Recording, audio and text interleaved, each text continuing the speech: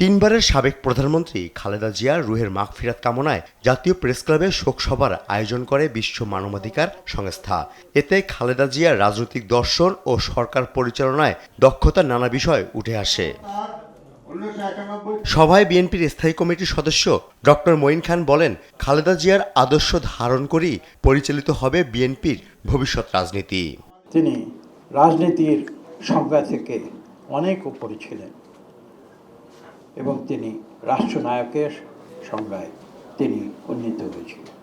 তার চিন্তার মাধ্যমে, তার কাজের মাধ্যমে, তার দক্ষতার মাধ্যমে, তার মানুষের প্রতি ভালোবাসার মাধ্যমে।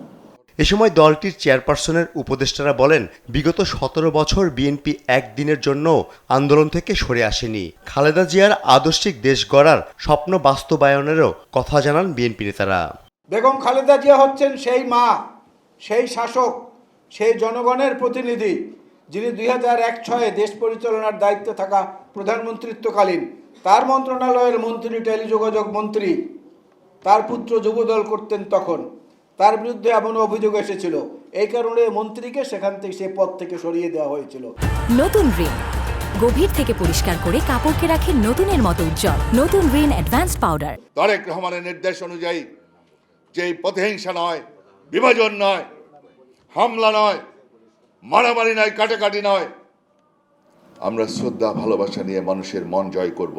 এদিকে প্রেসক্লাবে আরেক অনুষ্ঠানে বিএনপি চেয়ারপারসনের উপদেষ্টা জয়নুল আবদিন ফারুক বলেন, নির্বাচন বাধাগ্রস্ত করতে সরকারেরই একটি পক্ষ ষড়যন্ত্র করছে।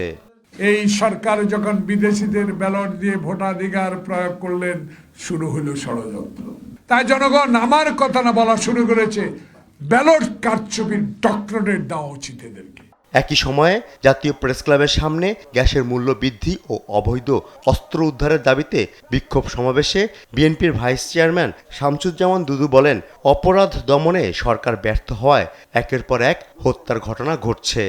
সরকার জানে এটা, তারপরেও এখনো পর্যন্ত উপযুক্ত পদক্ষেপ নেয় নাই বলেই ঢাকা শহরে ইতিমধ্যে বেশ কয়েকজন এবং সারা দেশে অনেক জায়গায় হত্যাকাণ্ডের শিকার হয়েছে। গ্যাস সংকট ও নিত্য প্রয়োজনীয় পণ্যের দাম বাড়িয়ে একটি পক্ষ দেশে অস্থিতিশীলতা সৃষ্টি করে নির্বাচন বাধাগ্রস্ত করতে চায় বলেও অভিযোগ করেন তিনি।